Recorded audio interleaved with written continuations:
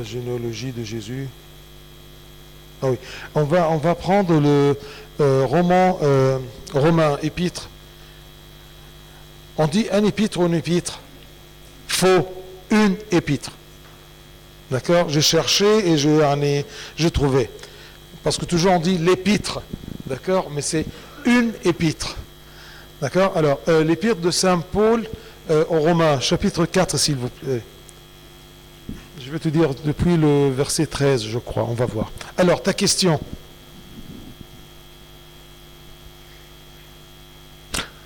Ça fait, on attend un peu parce qu'elle baille. Hein. D'accord? Ouais, oui.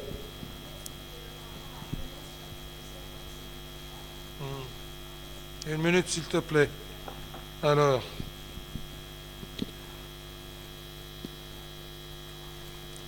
En français.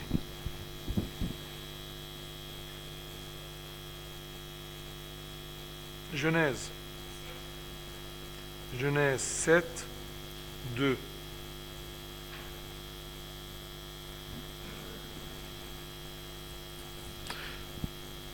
Tu prendras auprès de toi 7 couples de tous les animaux purs, le mâle et sa femelle, une paire des animaux qui ne sont pas purs, le mâle et sa femelle.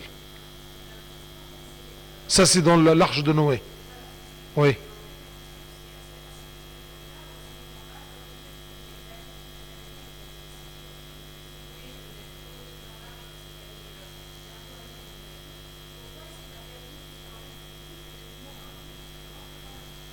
Est-ce qu'il y a des animaux impurs? À cette époque, Dieu a voulu faire apprendre aux humains qui sont devenus à un niveau dans le péché très haut, la notion de pur et la notion de impur. Alors, il a pris l'exemple des animaux.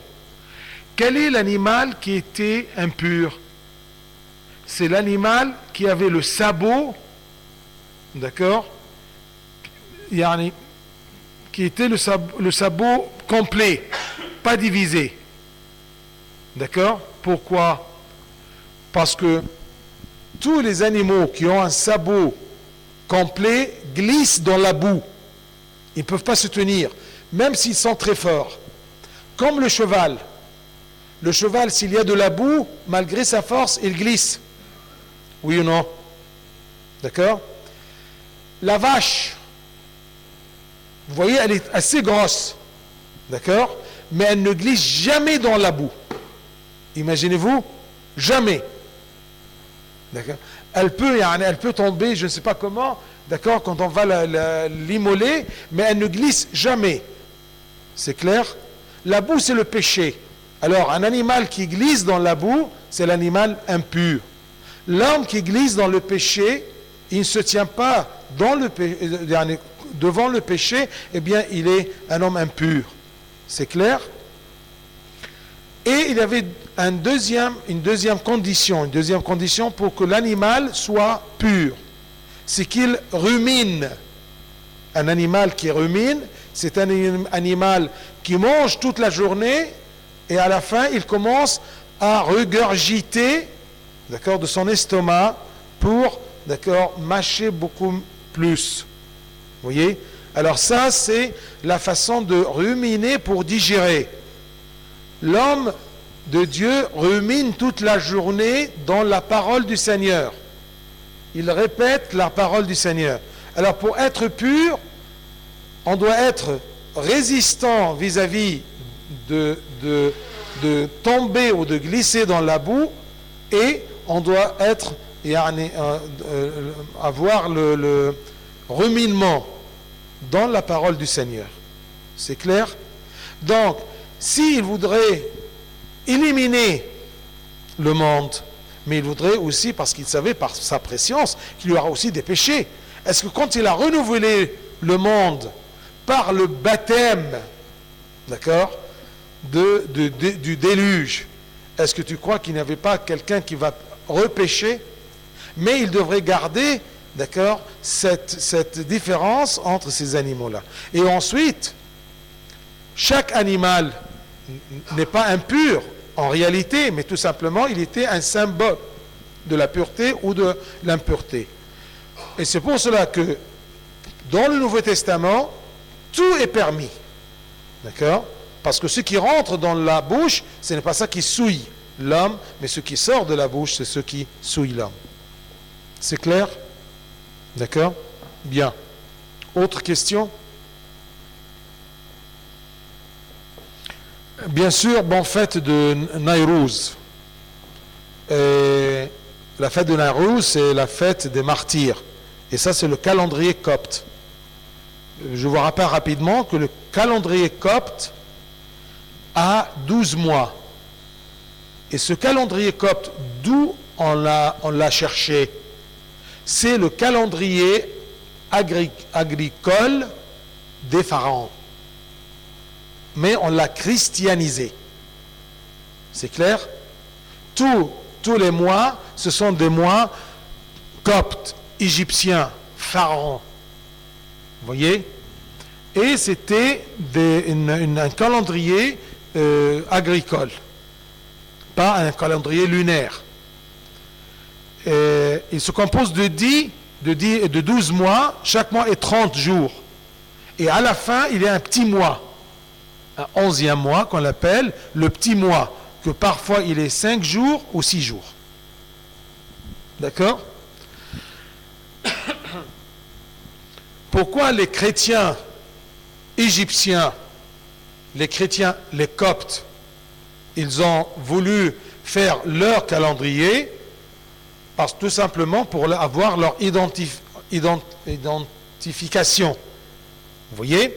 Et aussi pour honorer les martyrs. Et c'est pour cela qu'il est nommé le calendrier des martyrs. Calendrier copte, mais des martyrs. Et comment ils ont précisé ce calendrier-là? Quand il commence? Ils ont choisi le moment où vraiment il y avait beaucoup, où il y avait beaucoup de martyrs. Il n'y avait pas aussi sanglant que la période du règne de Déclédianos. Ça, c'était l'empereur romain, vous voyez, le gouverneur romain d'Égypte, qui était vraiment féroce contre les chrétiens. Alors, on a pris la première année de son règne pour que ce soit la première année de calendrier. On a pris la première année de son règne pour que ce soit la première année, d'accord, du calendrier des martyrs. C'est un chiffre très facile à retenir. 2 fois 4, ça fait combien? 8. C'était l'année 284. 2, 4, au milieu 8. Vous voyez? L'année 284 de l'année janvier, février, mars, avril, d'accord? C'était la première année du règne de Déclédianos. On l'a fixé comme la première année du calendrier copte, du calendrier des martyrs. C'est pour cela que la différence entre le calendrier julien, d'accord, janvier, février, mars, avril, d'accord, eh bien, et mon autre calendrier, c'est 284 années. C'est clair? Calculez bien, ça sera le chiffre exact. 2013 moins 284, ça sera 1716, je crois. Calcul. Hein? 1730. À cette année, c'est 1730. C'est bien. C'est un chiffre rond. D'accord? C'est clair? Bien. Est-ce que vous avez des questions à propos de ceci?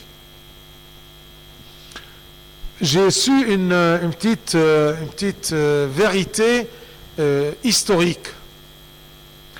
Vous savez que les musulmans, au commencement, ils n'ont pas compris la fête de Nowruz. Alors, ils l'ont mélangé avec la fête perse. Vous voyez, le Nayrouz. Nayrouz, ça veut dire l'année, le nouvel jour, le nouvel jour, oui. D'accord? Et c'était une fête du Nil, où il y avait la montée du Nil. N'oublions pas que c'était un calendrier agricole. Alors il a un lien avec le Nil qui irriguait les champs d'Égypte. Vous voyez?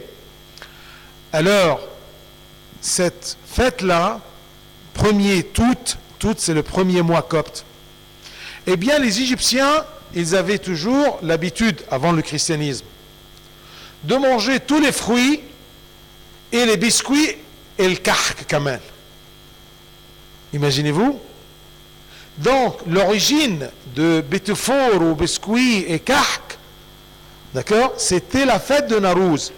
Et chaque fête après, c'était les apparences ou les critères de la fête, c'était ces gâteaux et les fruits. Mais le temps de Tout, il n'y avait pas les fruits répandus en Égypte en cette période, c'était les dattes et la gouafa. D'accord? La gouaf. La gouaf. La gouave. Et gouaf, hein? D'accord? Gouaf, gouaf, gouaf, gouaf, et gouaf. C'est clair? Ou le balah. D'accord?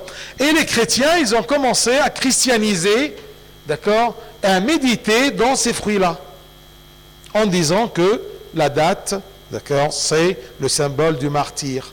Le sang du martyr, c'est date rouge, vous voyez, avec un cœur blanc, un cœur pur, et un noyau dur, c'est sa foi.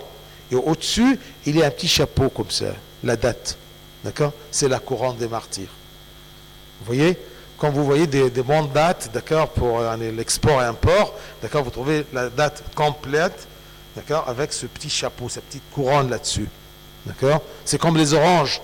Vous voyez, au-dessus des oranges, il y a une étoile comme ça, d'accord. Eh bien, sur les dates, il y a un petit chapeau. Regardez bien une date complète, eh bien, ça, c'est la couronne. Vous voyez? Et ensuite, la guava, la goyave, goyave, G-O-A.